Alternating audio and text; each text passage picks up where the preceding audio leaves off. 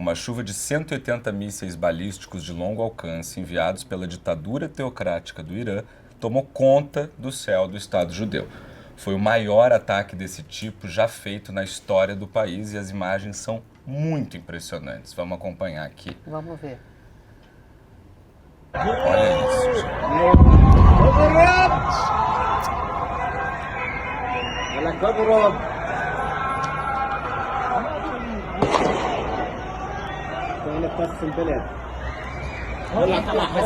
Deve estar noção, né? Não tem. Sei lá. E a gente aqui, né, não vive isso, nunca viveu Então, no isso. Rio de Nada Janeiro a parece. gente vê no máximo traçante, mas não chuva de míssil, parecendo um meteoro caindo do céu. Olha isso, cara, é muito doido. É impressionante. E as imagens são de várias regiões diferentes de Israel, porque os foguetes foram enviados para o país inteiro. É muito, muito, muito impressionante. Inclusive em Jerusalém, veja bem, que é a terra sagrada para as 3 religiões monoteístas, né? Bom, durante esses ataques, a gente estava justamente gravando a nossa entrevista da semana que vem para o Rivotalks, que é especial de 1 ano de guerra com o cientista político André Last. E uma daquelas coincidências bizarras, né, que acontecem na vida de vez em quando. E o André nos explicou na hora que para esse tipo específico de armamento, o Iron Dome, que é aquele sistema de defesa antiaéreo de Israel, não funciona, porque ele é para mísseis de curto alcance. Não míssil balístico, Não né? míssil balístico, exatamente. Então Israel precisou contar não só com a sua própria defesa antiaérea, como com o apoio militar dos Estados Unidos para interceptar o ataque. E aí vem aquela informação para você, amiguinho, que insiste em achar que temas complexos são simples de serem analisados. Sabe quais outros países desempenharam um papel crucial na defesa de Israel na última terça-feira? A Jordânia e a Arábia Saudita. Caracas! Sim, ambos os países árabes foram fundamentais para que o ataque do Irã fosse neutralizado, contribuindo com inteligência militar e a liberação de seus espaços aéreos para a coalizão antimísseis liderada pelos americanos.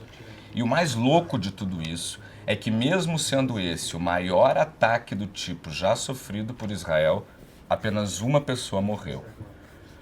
Os céticos podem chamar de ironia do destino, os crentes podem chamar de ironia do Senhor, mas o fato é que a única vítima desse ataque foi um palestino, mostrando que o regime iraniano representa uma ameaça a todo o mundo, não só a Israel. Vamos ver a imagem desse momento. A gente não vai mostrar ela Isso, ainda, a gente primeiro. frisou, porque é uma imagem super sensível, mas é isso, Mas vocês veem basicamente. que ele está andando tranquilamente. normalmente na rua, e o que já é muito incomum, né? Porque numa situação dessa, em que tem míssil vindo com toda a força ali, tá todo mundo em abrigo, resguardado, Protegido, tal. E ele tá andando. Exatamente. Antes da gente falar das implicações desse ataque, eu quero reforçar aqui para vocês uma coisa que é triste, mas ao mesmo tempo é muito impressionante. Não foi por acaso que apenas uma pessoa morreu nesse ataque e também não foi por acaso que essa pessoa era palestina.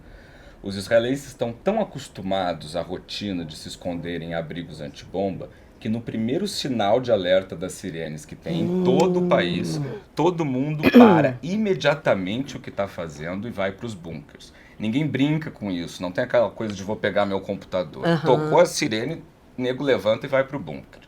Até porque isso acontece quase que diariamente por lá. O André Last estava explicando pra gente que alguns desses mísseis levaram apenas 7 minutos para chegar do Irã até Israel. Caracas. Ou seja, as pessoas tinham apenas esse tempo para se abrigarem. E ninguém morreu. Ninguém de Israel, né? Para vocês entenderem a complexidade desse sistema de sirenes que salva muitas vidas, mostrar agora uma imagem que destaca todos os alertas de segurança que soaram em Israel a partir do ataque da ditadura iraniana. Olha que coisa impressionante. É o país inteiro. Cada ponto desses é uma sirene que tocou. Entendi. Então, Só naquele assim, meinho que não.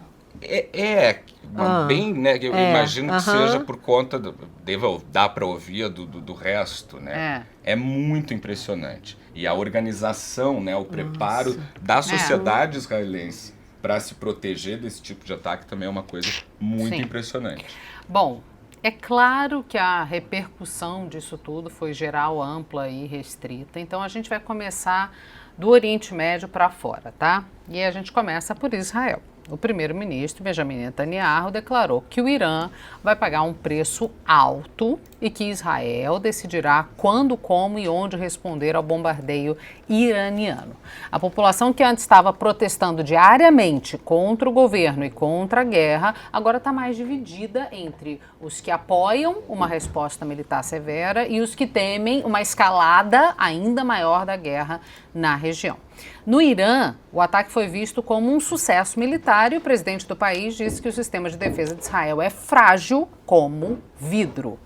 Procede essa informação? Porque frágil como vidro é um pouco forte, né, Gabriel? Cada um acredita naquilo que acredita, né? Mas é absolutamente uma retórica fanática.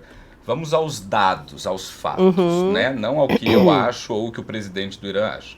Dos 181 mísseis disparados pelo Irã, 26 não foram interceptados. Mas eles não atingiram os seus alvos, eles atingiram as proximidades dos seus alvos. Entre os impactos confirmados, 20 mísseis caíram perto da base aérea de Nevatim, 3 atingiram a base de Tel Nof e outros 2 caíram perto do QG do Mossad, que é o Serviço Secreto Israelense. Nenhum dano significativo foi feito nas principais infraestruturas militares do país. A maior parte dos danos envolveu edifícios militares menores e infraestrutura civil, como escolas, campos de futebol. Mas teve mais repercussão ainda, né, Manu? Teve. O governo Biden também condenou o ataque e reforçou seu apoio à defesa de Israel. Numa tentativa de evitar uma escalada ainda maior, Biden alertou o Irã sobre as graves consequências de continuar com as ações hostis e garantiu que está acompanhando de perto a situação não só com Israel, mas com seus aliados do mundo árabe, como a Arábia Saudita e a Jordânia. Enquanto isso, na Europa, a União Europeia condenou o ataque iraniano, mas alertou Israel contra uma retaliação excessiva que pudesse desestabilizar ainda mais a região. E os aliados do Irã, a Rússia e a China, que de idiotas não têm absolutamente nada, se posicionaram de maneira muito cautelosa, destacando apenas o impacto negativo que um conflito prolongado poderia ter na estabilidade econômica e energética global. A gente tem que ficar atento a isso e eu quero que vocês entendam que existe no jornalismo a premissa de quando o cachorro morde o homem morde o cachorro. Por ser um ataque de tamanho inédito, o que aconteceu, são 180 mísseis balísticos do Irã para Israel, é muito importante que a gente foque nesse assunto nesse momento. Porque a gente evita ficar fazendo disclaimer, né, Gabriel? Mas assim, infelizmente os ataques de Israel são muito grandes e intensos sempre em outras regiões. Então, o oposto disso deve ser mencionado. E é claro que ele tem impactos globais, porque para você que acha que essa guerra não cruza o oceano, eu tenho péssimas notícias para você, porque o Oriente Médio é responsável, vamos lembrar, por 30% da produção mundial de petróleo. Então, qualquer interrupção nos fluxos de exportação por conta de uma guerra pode levar a um aumento bizarro nos preços do barril, o que encarece combustíveis e gera ainda mais o quê? Inflação em todo o planeta, inclusive aqui no nosso Brasil brasileiro. Isso sem contar nos países que dependem quase que exclusivamente de importação de petróleo e gás dessa região, como é o caso da China, que importa 40% do petróleo da Arábia Saudita e do Iraque. Então, assim, a Índica, que importa 60%, o Japão e a Coreia do Sul, que importam entre 70% e 80%, e a própria União Europeia, que embora venha diversificando ali as fontes desde o conflito entre a Rússia e a Ucrânia, que já desestabilizou muito ali, também depende desse ouro negro iraniano. Então, todo mundo sente uma instabilidade no Oriente Médio. Não se esqueçam disso. Eu fiz você ler Índica sem querer, mas era a Índia. Tá. Era a Índia. Ocorreu. Foi o corretor, perdão. Tá. Ocorreu. Já aqui no Brasil, falta uma boa novela das 8, né? Pra galera se ocupar, um Big Brother, sei lá, alguma coisa assim. Da Hebe. É isso, sabe? Alguma coisa boa, porque a Fazenda não tá dando nome suficiente. Não. O Itamaraty soltou uma nota que não condena o Irã. Sim, isso mesmo. Como a gente vem mostrando aqui no Riva News, desde que o Oriente Médio entrou em guerra, a nossa diplomacia, numa tentativa de parecer neutra, só que não consegue, tem enfiado os pés pelas mãos. A nota do Itamaraty não condena o regime iraniano. Apenas diz que o Brasil acompanha com preocupação o lançamento dos mísseis contra Israel e condena, atenção, não o Irã, mas sim a escalada do conflito. E aí teve o presidente Lula, né, Gabriel, calma, prepara aí o coração, que resolveu hablar e não guardar a língua na boca. Ocorreu. Vocês podem até achar que eu gosto desse papel, tá? Mas eu juro que eu não gosto de ter que semanalmente vir aqui criticar a postura da diplomacia brasileira, do nosso governo, todas as semanas. Mas o presidente Lula me obriga a falar. Ele ainda não me obriga a beber, mas ele me obriga a falar. Ele estava numa viagem no México na terça-feira e quando foi questionado sobre o conflito no Oriente Médio, ele disse, abre aspas, lamento profundamente o comportamento do governo de Israel. Sinceramente, é inexplicável que o Conselho de Segurança da ONU não tenha autoridade moral e política de fazer com que Israel sente numa mesa para conversar em vez de só saber matar. Fecha aspas. É uma vergonha, é um constrangimento internacional absoluto. Eu já falei mais de 1000 vezes nesse programa que é absolutamente legítimo e possível você criticar o governo israelense, mas não usar essa retórica inflamada e desonesta que o presidente Lula está usando. O Lula não perguntou para os amigos do Hezbollah, do Hamas, do Talibã, das milícias iraquianas, se eles topam sentar numa mesa para negociar com o judeu. O Lula viu que o líder supremo do Irã, o Ayatollah Ali Khamenei, saiu hoje do seu buraco, onde se esconde como típico covarde que é, para convocar todos os muçulmanos do mundo a lutar contra Israel. Que tipo de diplomacia é possível com gente que não quer nada além da sua destruição, da sua morte? Além de exterminar a sua existência. Por favor, né?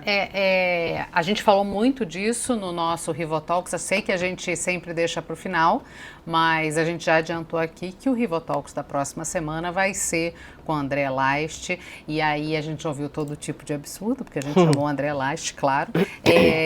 Mas ele deixa bem claro certas distinções. E a opção da gente trazer ele aqui é muito clara. A gente escuta durante a maior parte do tempo na imprensa mais um lado da história. Então a gente está vindo aqui trazer para vocês também o outro lado da história.